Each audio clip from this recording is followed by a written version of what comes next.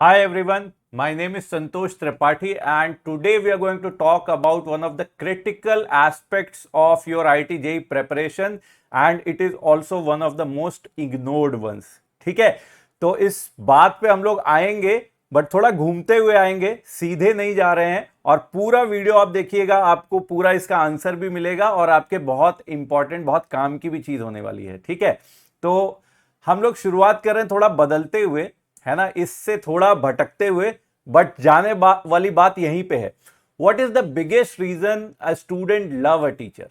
अगर मैं आपसे क्वेश्चन पूछूं तो कुछ आंसर हो सकते हैं जो बहुत नेचुरली दिमाग में आते हैं कि may be it is the knowledge of the teacher, जिसकी वजह से बच्चे टीचर को लव करते हैं, और is it the experience of the teacher, और maybe is it the charisma of the teacher. But the answer is none of that and it is not surprising to me at all. Even research की बहुत सारी finding ये रही है कि the biggest reason why students love a teacher is not because all of this, but because when they feel the teacher cares about them. Here care is the key word. care बहुत यहां पे important चीज है कि अगर बच्चों को लगता है कि टीचर उनकी केयर करता है, एंड इंपॉर्टेंट थिंग इज कि उनको लगता है कि ये केयर करता है। ठीक है, most of the time they will be correct, care पता लग जाती है शायद। ठीक है, तो केयर से होता क्या है? तो अगर टीचर बच्चों की केयर करता है तो वो बच्चों का ट्रस्ट जीत लेता है, स्टूडेंट्स उसको ट्रस्ट करने लग जाते हैं, and once they start trusting them the teacher holds an influence over them. ये पूरा सीक्वेंशियल चलते जा रहा है। केयर से ट्रस्ट पैदा होता है और ट्रस्ट से इन्फ्लुएंस पैदा होता है, और इन्फ्लुएंस का सही फायदा उठा के अब टीचर आपको गाइड कर सकता है, और उस गाइडेंस के बाद किसी भी तरह का कोई इन प्रिंसिपल ऑपोजिशन तो बच्चों का नहीं रहता है। जैसे एग्जांपल के लिए मैं बताऊं कि अगर टीचर का इन्फ्लुएंस अपने स्टूडेंट्स पे है फॉर एग्जांपल, तो वो अगर कहेगा कि इस एक्सरसाइज के फला फला फला क्वेश्चन करके आने हैं आपको, या घर पे ट्राई करना है जब भी आपको खाली टाइम मिले, तो कोई इस बात के लिए अपोज अब नहीं करेगा कि ये बात गलत है, ये क्वेश्चन नहीं करने चाहिए, ये बेकार थे। नहीं, अब सबके मन में है कि करना तो है, कर पाए नहीं कर पाए वो अपनी प्रॉब्लम है, लेकिन एक मोटिवेशन, एक इन्फ्लुएंस मिला, अब गाइडलाइंस मिलने लग गई जिसका सही फायदा उठा के आप अच्छा कर सकते हैं, और जो है टीचिंग इफेक्टिव हो जाती है, लर्निंग इफेक्टिव हो जाती है। बट यहां पे इन्फ्लुएंस की जो मैंने बात करी, इन्फ्लुएंस जो होता है, इन्फ्लुएंस जब किसी का किसी पे होता है तो वो उसका एक तरीका, इकलौता तरीका ये वाला नहीं है। इसके अलावा भी अलग अलग तरीकों से इन्फ्लुएंस पैदा किया जा सकता है, and teachers are not the only one who influence you. आप ये बात जानते हैं, आपकी लाइफ में बहुत तरह के इन्फ्लुएंसर्स आजकल आ चुके हैं। ठीक है, टीचर्स अकेले नहीं रहे हैं। तो मैं उन सारे इन्फ्लुएंसेस का एक बनाऊंगा, आपको बताऊंगा कि स्फीयर। इससे पहले इंपॉर्टेंट है कि भाई आप लोग चैनल भी सब्सक्राइब कर दो, लाइक कर दो, शेयर कर दो, सब कर दो, है ना। चलो अब आगे जाते हैं हम लोग कि स्फीयर ऑफ इन्फ्लुएंस, मतलब आपको इन्फ्लुएंस करने वाले कितने तरह के फैक्टर हो सकते हैं। ऑफ कोर्स मैं सारे नहीं यहां पे कर सकता, सबके लिए अलग होगा, और सबके लिए जो मैंने चार्ट बनाया है वो सबका चार्ट भी अलग होगा कि किसको कौन लोग ज्यादा इन्फ्लुएंस कर रहे हैं। बट एक मोटा मोटी जो मुझे खुद समझ में आ रहा है आजकल देख के, बच्चों से बात करके, अपनी समझ से, कि आजकल लगभग अगर चार लोगों का इन्फ्लुएंस अगर मैं देखूं, एक तो पीयर्स का यानी फ्रेंड्स का, आपके आसपास के लोगों का रहता है, पेरेंट्स का इन्फ्लुएंस भी होता है, टीचर्स का इन्फ्लुएंस भी होता है, और सोशल मीडिया इन्फ्लुएंसर्स आजकल की डेट में मेरे ख्याल से जो आप लोगों की एज है जेई प्रिपरेशन में, जो लोग घुसे हुए हैं 16 17 18 साल के एज के लोग, बच्चों पे सबसे बड़ा इन्फ्लुएंस सोशल मीडिया इन्फ्लुएंसर मुझे लगता है कि रख रहे हैं। ठीक है, ये लगभग करंट सिनेरियो है। बट अगर हम बात करें कि जो आइडियल सिनेरियो होना चाहिए, उसमें कौन सी चीज और होनी चाहिए, क्या होना चाहिए मेरे ख्याल से, और क्यों होना चाहिए, मैं इन पे बात करूंगा। तो इस स्फीयर ऑफ इन्फ्लुएंस में आइडियली मेरे ख्याल से, मतलब आइडियली भी नहीं बोलूंगा, बट एक चीज का आप अंतर देखिएगा जो मैं यहां पे बताना चाह रहा हूं आपको, कि अगर मैं आइडियल सिचुएशन की बात करूं तो आप खुद देखो कि मैंने किसका प्रोपोर्शन कम किया है, किसका घटा दिया है।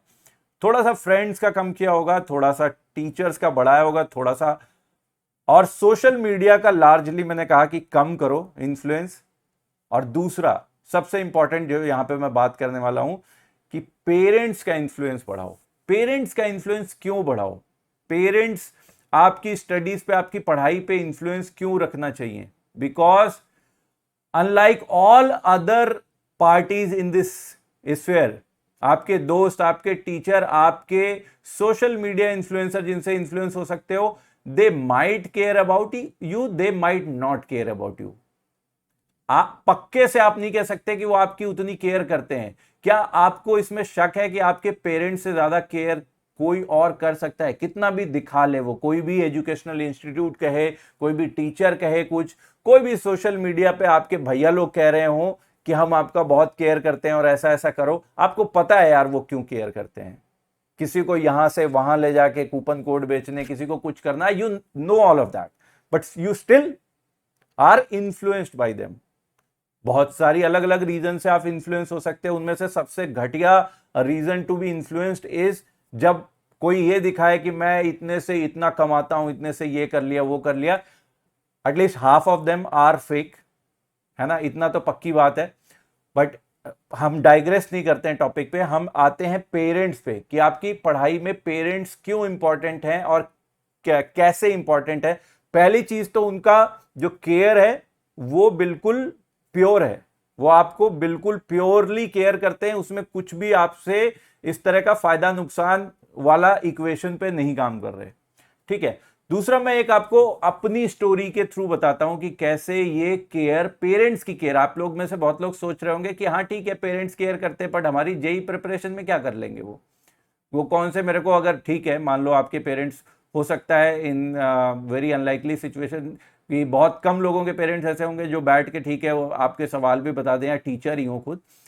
बाकी सारे केसेस में तो वो क्या कर देंगे, वो कोर्सेज आपको खरीदवा सकते हैं, ये करवा सकते हैं, यही सब ना, इससे ज़्यादा तो नहीं, बट इससे भी ज़्यादा। मैं अपनी एग्जाम्पल से अपनी स्टोरी बताता हूँ आपको।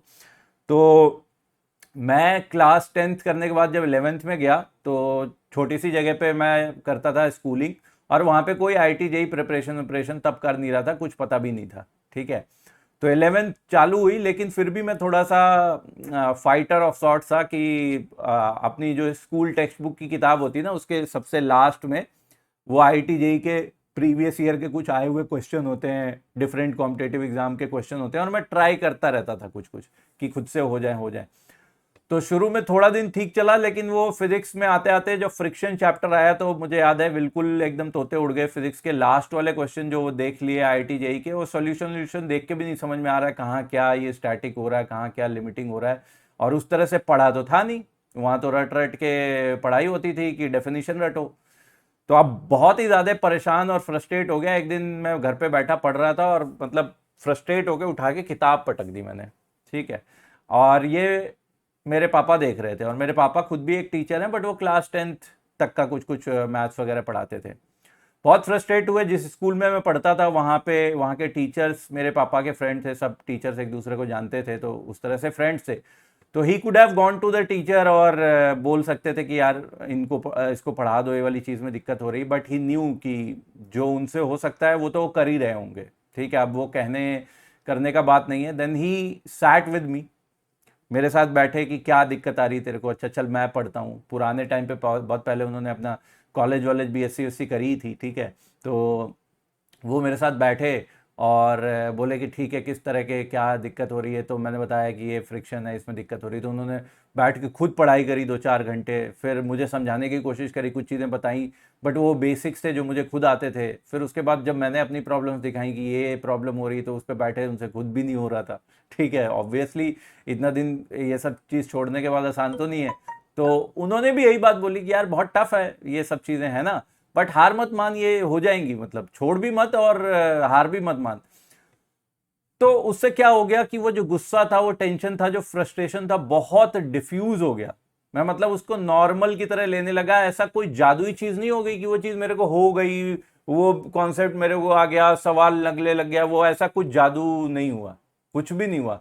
बस एक चीज नहीं हुई कि फ्रस्ट्रेट करके उस दिन मैंने फिजिक्स पढ़ना बंद नहीं किया, जो कि पॉसिबल था। उस दिन मैं इतना फ्रस्ट्रेट था कि मैं पढ़ना ही बंद कर देता फिजिक्स, बिल्कुल ही कम पढ़ना चालू कर देता और अपने जो फाइट मार रहा था, जो कोशिशें कर रहा था, वो कोशिशें छोड़ देता। एटलीस्ट मैं फिर से आ जाता वही स्कूल के सिलेबस वाले पार्ट पे, ठीक है, क्योंकि स्कूल टीचर तो उसी के लिए हमेशा बार बार आपको करते रहते हैं कि बस अपना सिलेबस पढ़ो, थ्योरी रटो, डेफिनेशन एग्जैक्टली टेक्स्ट बुक में कैसी है वैसी लिखो, इसी पे आ जाओ।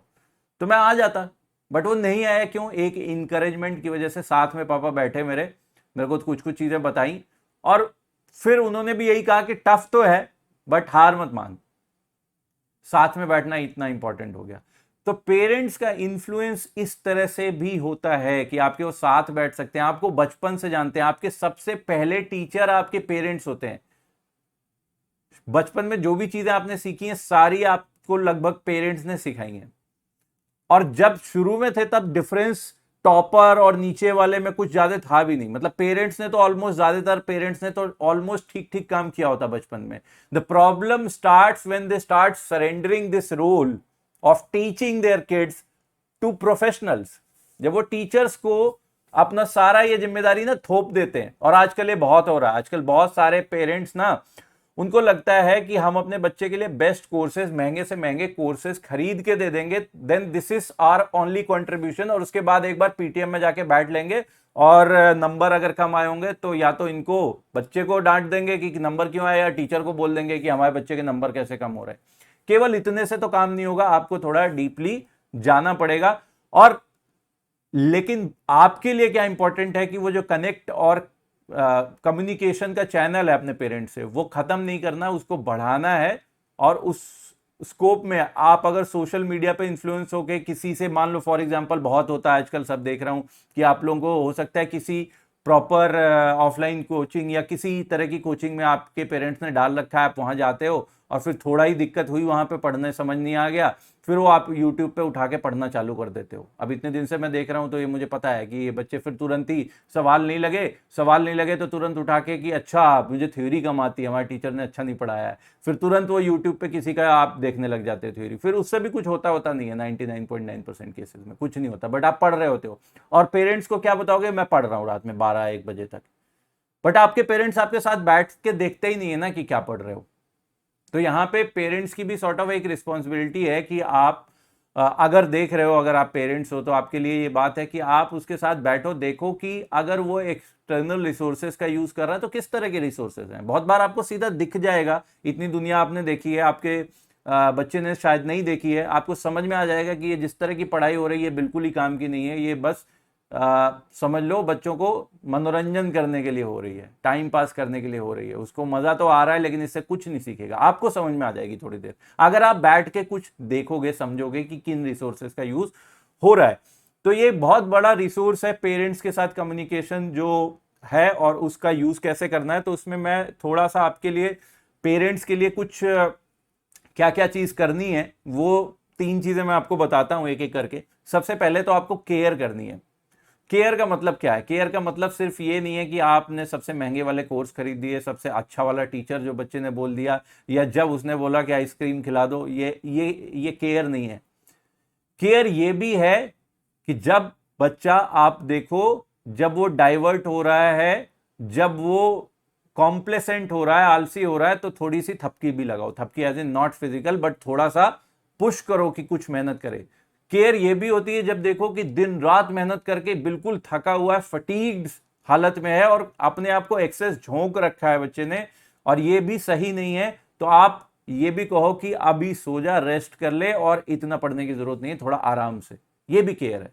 2 अलग अलग चीजें हो गई, बिल्कुल ऑपोजिट एंड पे हो गई, बट वो समय समय के हिसाब से अलग अलग चीज केयर है। And I hope all of you know that कि केयर क्या है। तो थोड़ा डीप सेंस में केयर करनी है आपको। दूसरा चीज है समझना है, अंडरस्टैंड करना है। तो वो आपसे बेटर कोई नहीं कर सकता। आपके बच्चे की अंडरस्टैंडिंग आपसे बेटर किसी की नहीं हो सकती, और अगर है तो ये शायद आपका फेलियर है। अगर उससे आपसे बेटर कोई समझने लगा है उसे, तो थोड़े हद तक आपका फेलियर है, या आप दोनों लोगों का फेलियर है कि वो कम्युनिकेशन का चैनल टूटा हुआ है। आप बचपन से देख रहे हो कि किन चीजों से ट्रिगर होता है, किन चीजों से मोटिवेट होता है, किन चीजों से वो दुखी हो जाता है। ये सारी चीजों की समझ आपको है और उसका आपको बढ़िया से यूज करना है। तीसरा इंपॉर्टेंट चीज है कि आपको इंस्पायर करना है। इंस्पायर किस तरीके से करना है? किसी भी बच्चे के लिए सबसे पहला रोल मॉडल उसके पेरेंट्स ही होते हैं। इनफैक्ट सबसे बड़े इन्फ्लुएंसिंग रोल मॉडल्स उसके पेरेंट होते हैं।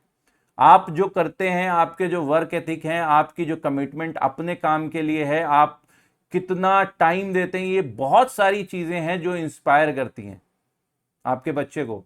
तो आप खुद ऐसे काम करें जैसे सोचें कि आप एक कंपनी के बड़े लीडरशिप पोजीशन पे हैं और आपके एम्प्लॉयज जिस तरह से आपको उनको इंस्पायर करने के लिए खुद को आगे रहना पड़ता है, समाउ वही चीज आपको घर में भी करनी होती है कि आप एक इंस्पिरेशनल फिगर बने रहें। जिस आपके एक्शंस जो होंगे ना, बोलने से कुछ नहीं इंस्पिरेशन मिलती, मोटिवेशनल ज्ञान देने से भी उतना इंस्पिरेशन नहीं मिलती जितना वो करके दिखाने से बनती है। तो आपको समहाउ वो इंस्पिरेशनल फिगर बनना पड़ेगा। उसके लिए कहीं ना कहीं वो खुद में वो रोल मॉडल बन के निकलना पड़ेगा बच्चे के लिए, और तभी आप बड़ा इन्फ्लुएंस स्टैब्लिश कर पाओगे। और ये करने में, इन सारी चीजों को करने में फेल करोगे, जो आजकल मैं बहुत पैंडेमिक के लेवल पे देख रहा हूं कि लोग अपनी रिस्पॉन्सिबिलिटीज को बिल्कुल ही ट्रांसफर कर देना चाहते हैं through purchase of some courses, और कोई कोचिंग में दाखिला दिला दिया और हमने पैसे दे दिए तो आपकी जिम्मेदारी खत्म नहीं हो गई। आपका बच्चा आपकी रिस्पॉन्सिबिलिटी, ये कोई कहता नहीं है बट सच्चाई यही है। बाकी पैसे लेने के लिए कोई कुछ भी कह सकता है, राइट? तो आपको ये समझना है। दूसरी चीज, अगर आप स्टूडेंट हैं और ये चैनल देख रहे हैं कि ब्रोकन है, हो सकता है कि पेरेंट्स के तरफ से हो सकता है आपकी तरफ से हो, और हो सकता है दोनों ही इसमें कुछ कुछ कर रहे हैं, तो ये चैनल अपने पेरेंट्स के साथ कम्युनिकेशन का कैसे बनाना है, तो उसमें क्या क्या चीजें आपको करनी है। तो सबसे पहला तो आपको कमिटमेंट करनी है अपने पेरेंट्स के साथ, कुछ कुछ अपने गोल्स के लिए कि ये मैं करने वाला हूं और उसके लिए बिल्कुल फुल्ली कमिटेड रहूंगा। और वो करना ही नहीं है, वो करके दिखाना है, वो आपके एक्शन में दिखना चाहिए कमिटमेंट। जब आप सीरियस होगे तो वो भी और ज्यादा सीरियस होंगे इस चीज को लेके। और ये आपने देखा होगा, कोई भी चीज आप कैजुअली कुछ मांगो तो घर वाले जानते हैं कि ये बस ऐसे कह रहा है, 4 दिन के बाद कुछ बदल लेगा, तो वो उतनी सीरियसनेस नहीं दिखाते। लेकिन जब आप एक एटीट्यूड बनाते हो इस तरह का कि आपके एटीट्यूड में वो सीरियसनेस है, वो कमिटमेंट है, तब वो भी आपके प्रति कमिटमेंट दिखाते हैं, आपके कॉज के प्रति कमिटमेंट दिखाते हैं। आप कुछ कहना चाहते हो, आप कुछ और करना चाहते हो जो अभी करेंटली कर रहे हो, कुछ बदलना चाहते हो, तो वो आपकी बात तभी सुनेंगे जब आपका उस अपने गोल के लिए कमिटमेंट दिखेगा, राइट? दूसरी चीज आपको इंपॉर्टेंट क्या करनी है, कम्युनिकेट करना है। कम्युनिकेट करना है इवन आपकी पढ़ाई लिखाई की भी चीजें जो आपको लगता है कि आपकी मम्मी को क्या पता कि ऑर्गेनिक सीड्स क्या होती है, मान लो अगर उन्हें नहीं पता है तो भी आप बताओ कि हाँ ठीक है, ये चल रहा है, वो चल रहा है, इसमें मुझे दिक्कत आ रही है, ऐसी दिक्कत आ रही है, या दिक्कत खाली कंप्लेंट्स ही नहीं करनी है, इसमें मैंने अच्छा किया, बुरा किया। सारी तरह की कम्युनिकेशन रखो अपनी। इवन जो फ्रस्ट्रेशंस अगर आपको हो रही हैं पढ़ाई के टाइम पे, तो कभी ये मत करो कि उनको इकट्ठा करते जाओ, एक दिन बम फोड़ो, नहीं, उससे कुछ नहीं, फायदा नहीं होगा, सबका नुकसान ही नुकसान होगा। आपको वो धीरे धीरे ही सारी चीजें कम्युनिकेट करते रहनी है कि कोई भी चीज का बिल्डअप ना होने पाए। फ्रस्ट्रेट होकर आप पढ़ाई ना छोड़ दो, उससे बहुत पहले ही घर वालों को बताना चालू करो कि इस चीज से मुझे फ्रस्ट्रेशन हो रही है। शायद वो टीचर से बात करें, शायद वो आपको कोई सही सलाह दें, शायद वो किसी तरह से आपको इंस्पायर कर पाए। तो एक जो बेहतरीन रिसोर्स आपके घर में है, और जहां ये समझो कि जहां पे केयर एकदम प्योरेस्ट है, उस चीज का आपको फुल यूज करना है। और आपको मैं एकदम अपनी देखी हुई लाइफ में, अपनी टीचिंग की लाइफ में इतना एग्जांपल्स देखे हैं, जिन बच्चों ने बहुत अच्छा किया उनमें से ज्यादातर के साथ था कि उनके पेरेंट्स का इन्वॉल्वमेंट, कमिटमेंट उनकी पढ़ाई के लिए बहुत गजब का देखा है। मैंने अपनी लाइफ में भी महसूस किया, मेरे पेरेंट्स ने भी मुझे कितनी तरह से हेल्प करी है, और बहुत बच्चों का पढ़ाने में भी देखा है कि जिन बच्चों ने बहुत अच्छा किया उनके घर में ये वाला माहौल रहा है कि parents are very much into this process of learning of their students. वो खुद उस प्रोसेस का हिस्सा बनते हैं, केवल फीस देने से ज्यादा रोल निभाते हैं। और ये चीज बहुत इंपॉर्टेंट है, और इसी को मैं कह रहा था कि ये एक ऐसा रिसोर्स है, अपने पेरेंट्स का हेल्प, अपने पेरेंट्स की कम्युनिकेशन, अपनी पेरेंट्स को as a source of inspiration लेना, ये एक इतना बड़ा रिसोर्स है और इतना नेग्लेक्टेड रिसोर्स है कि इसकी कोई बात नहीं करता, because nobody can sell you that. ये फ्री ही है हमेशा, इसकी कोई भी कंपनी नहीं खुलेगी कि आप अपने पेरेंट्स का रिसोर्स यूज करो। मे भी खुल जाए तो बहुत अच्छी बात है, लेकिन अभी तक तो कुछ नहीं है। तो ये चीज फ्री है और इस चीज को कोई नहीं कह रहा, लेकिन ये सबसे इंपॉर्टेंट है, आप यूज करो। I hope you will do better after hearing all of that. Thank you.